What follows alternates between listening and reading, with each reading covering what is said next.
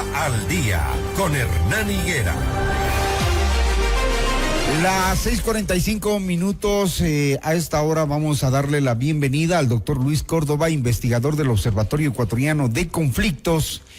Y vamos a hablar de si se debe o no permitir las bases militares extranjeras en el Ecuador. Pero antes, doctor, quiero hacerle una consulta sobre su reacción ante lo que vimos ayer, esta imagen de misiles disparados hacia la zona minera en el Azuay, y que de una u otra manera han quedado en la retina de los ecuatorianos. Es el segundo que se hace. Yo soy de los que hace rato vienen pidiendo que se ataque a la minería ilegal, y esto logrará resultados de los que se quieren. Buenos días, doctor. Muy buenos días, Hernán. Muchas gracias por la invitación. Un saludo cordial a la audiencia y a los que hacen esta importante estación. Bueno, yo pienso que hay dos factores que considerar. El primero, que no es la primera vez que se hace este tipo de ataques. Ya en el gobierno de Guillermo Lasso se activaron ataques de gran envergadura contra asentamientos de minería ilícita. Por lo tanto, no es tan nuevo como parecería. Y lo segundo, que sí me parece importante, es que esta acción tiene mucho que ver con la reapertura del catastro minero. El gobierno necesita darle cierta garantía a los potenciales inversionistas extranjeros sobre lo que puede o no hacer para garantizar inversiones en el sector minero. Recordemos que el gobierno anunció que hasta diciembre de este año tendría que estar abierto totalmente todo tipo de concesión minera. Esto agrava mucho las circunstancias a nivel de las zonas de alta densidad minera, porque evidentemente ahí tenemos una gobernanza criminal en donde participan actores criminales en contubernio con actores políticos y obviamente con actores militares y policiales. Esto no hay que perderlo de vista. Y la última cosa que me llama la atención es que los ataques se hagan con una gran espectacularidad en el marco de un proceso electoral, pero muy poco se haya avanzado para desarticular los flujos de tráfico de oro ilícito, que en el Ecuador cuentan con gran logística empresarial y financiera. El último reporte que lo hizo la propia Plan B demostraba cómo empresas de papel, francamente, empresas de fachada, lo hacían con autorización incluso del SRI. Ahí lo que habría que hacer es pedirle cuentas entonces a la UAFE, que hoy está subordinada al Centro Nacional de Inteligencia, para explicarles cómo es que ellos son tan ágiles para bloquear las cuentas de líderes políticos y sociales en periodo de protesta social, pero lamentablemente no parecen tan ágiles para frenar los flujos ilícitos en torno a la minería. Y es importante abordarlo así porque, claro, estos grupos verán hoy destruidas sus bocaminas que les dejaban millones de dólares semanales, porque claro, nos roban el oro todos los días, ¿no? Y ahora se dice que ese negocio es incluso mucho más rentable que el del mismo tráfico de cocaína. Y entonces las organizaciones criminales se reestructuran, se arman, están pensando en cómo volver, en cómo contraatacar.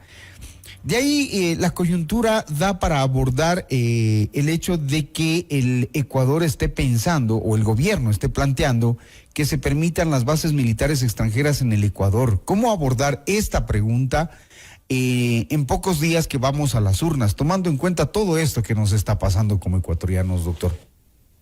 Bueno, sí, yo pienso que la pregunta sería si Ecuador necesita o no bases militares extranjeras para resolver la inseguridad. Y mi respuesta es un rotundo no. Y tiene muchos argumentos en torno a esto. Primero porque si bien la lucha contra el crimen organizado transnacional exige mayor cooperación internacional, el Ecuador ya está formando parte de un enorme esquema de cooperación, pero lamentablemente la cooperación no significa reemplazar la ausencia de política pública por parte del gobierno. Es decir, ningún país, ni siquiera teniendo la voluntad de instalar 10 o 20 bases extranjeras en el Ecuador, va a resolvernos lo que el gobierno nacional no puede resolver por sí solo. Porque la cooperación internacional, incluso en materia de seguridad, significa coordinar políticas para lograr beneficios recíprocos entre los actores. Segundo, la prestación de la presencia de instalaciones extranjeras con propósitos militares o bases militares responde fundamentalmente a intereses geopolíticos y estratégicos. Ninguna potencia grande o intermedia instala una base militar o hace una instalación de propósitos militares en otro país si no hace un balance de costo-beneficio. Cuando existía la base de Manta por parte del FOL de los Estados Unidos en el Ecuador, lo era porque la base de Manta constituía el punto nodal para la lucha en el Plan Colombia contra las guerrillas colombianas. Esa fue su razón de ser, y eso es lo que no hay que perder de vista. Y lo hace lo mismo cuando analizamos las bases que hoy tiene Estados Unidos. Hoy Estados Unidos está desarrollando, por ejemplo, una base de gran envergadura militar en la isla de Guam, en un pequeño archipiélago en el Asia-Pacífico, precisamente por la cercanía con Taiwán y con China. Pero ahí hay un interés geopolítico y estratégico. De ahí que en el estudio que yo mismo publiqué a principios de este año, demostraba con lujo de detalles que si algún interés tiene Estados Unidos desde el punto de vista militar y estratégico para instalar una base en el Ecuador, es en Galápagos. Porque ese sí es un interés estratégico del Comando Sur para garantizar su arquitectura de seguridad y defensa. Pero más allá de Galápagos eso no va a ocurrir. Tercera cosa, Hernán, ya operan desde hace mucho tiempo atrás, pero sobre todo desde hace unos 3 o 4 años con mucha frecuencia, ya operan en el Ecuador varias agencias federales con total libertad. La DEA y el FBI del Departamento de Justicia, el INL del Departamento de Estado. Ellos tienen ya agentes, docenas de agentes que vienen operando y trabajando en el Ecuador, desarrollando una serie de tareas en torno a el crimen organizado, a actos terroristas, etcétera, etcétera. Por lo tanto, no es que por primera vez se va a permitir que vengan actores extranjeros a coadyuvar en la seguridad. Y por último, personal militar y civil del Pentágono también puede operar ya en el Ecuador de manera absolutamente libre, porque recuerde, Hernán, y recuerde la ciudadanía, que el Ecuador ya firmó el Estatuto de las Fuerzas entre el Ministerio de Defensa, entre el Estado ecuatoriano y el Pentágono, el Departamento de Defensa de los Estados Unidos. Estatuto que fue firmado en el gobierno de Lasso y que fue ratificado por el gobierno de Noboa.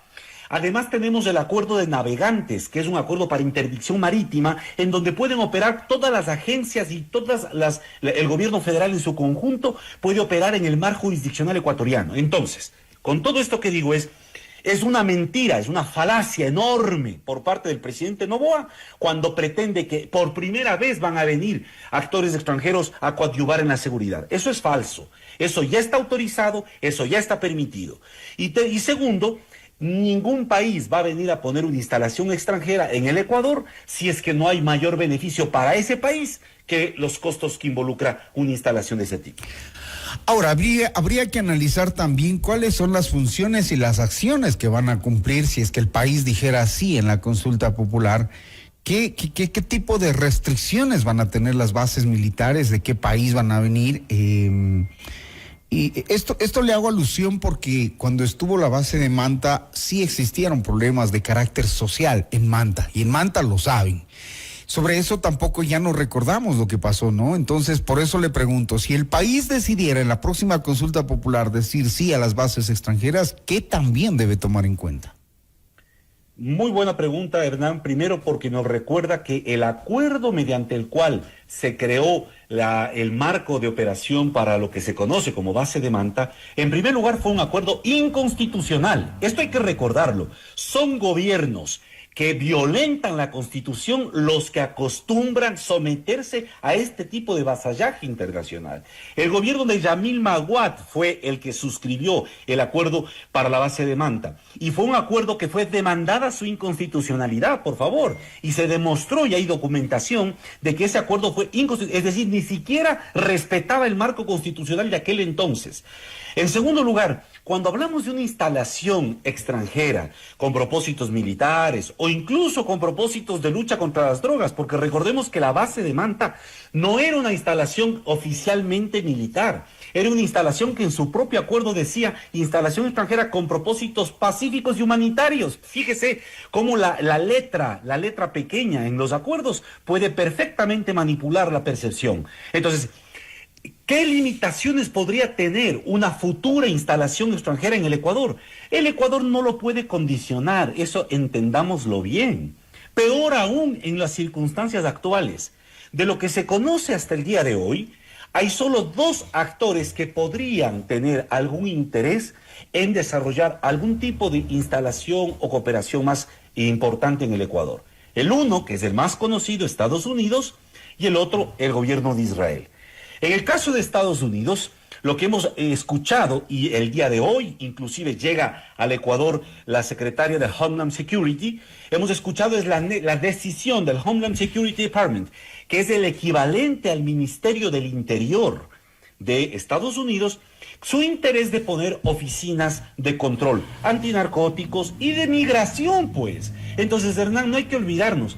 Si el presidente Trump, el nuevo gobierno del presidente Trump, no respeta las leyes federales ni siquiera de los Estados Unidos, a alguien con 4 dedos de frente se le ocurre que va a respetar las leyes ecuatorianas, que va a respetar los mandatos de los ecuatorianos. Por favor, esto es lo que no hay que caer en la ingenuidad. Los gobiernos que han instalado bases en otros países lo han hecho bajo condiciones de absoluto cuidado e inmunidad para sus propios personales. Y ahí hay 2 cosas que quiero completar. El propio estatuto de las fuerzas, porque cuando usted me dice, ¿y qué limitaciones les vamos a poner? Pero no hace falta imaginar, especular. Leamos lo que dice el estatuto de las fuerzas que ya firmó el Ecuador, mediante el cual se le autoriza a todo el personal militar o civil del Departamento de Defensa de los Estados Unidos operar en territorio ecuatoriano. En ese estatuto se le garantiza que se le otorga al personal ecuatoriano, artículo 2, estoy leyendo, dice: se le otorga al personal de los Estados Unidos privilegios, exenciones e inmunidades equivalentes a las otorgadas al personal administrativo y técnico de las misiones diplomáticas. Pueden ellos moverse libremente por el territorio nacional sin que nadie les pueda controlar. Pueden desplazarse inclusive en sus propios vehículos sin que puedan ser objeto de requisas, allanamientos, vigilancia. Conclusión. Cuando nosotros hablamos de una instalación extranjera de Estados Unidos en el Ecuador, como hipótesis ante una posible victoria del sí, lo que tenemos que ser conscientes es que no habrá control por parte del Ecuador, porque ya tenemos acuerdos firmados para que eso no ocurra. Hay que analizar también un poco más a fondo. Ojalá tengamos en la siguiente semana o en esta invitados que fueron víctimas del tema de la presencia de la base de Manta, porque sí, son cosas de las que no se han hablado, a pesar que el presidente Noboa ha dicho que las Islas Galápagos están descartadas para albergar posible retorno de una base militar, pero considera a las ciudades de Manta y Salinas. Veamos qué pasa y cómo se debate en estos días de campaña todo este tipo de circunstancias y temas que rodean a la experiencia que ya tuvo el Ecuador. Gracias, doctor Luis Córdoba, muy gentil, buen día. A usted, muchas gracias. Muchísimas gracias.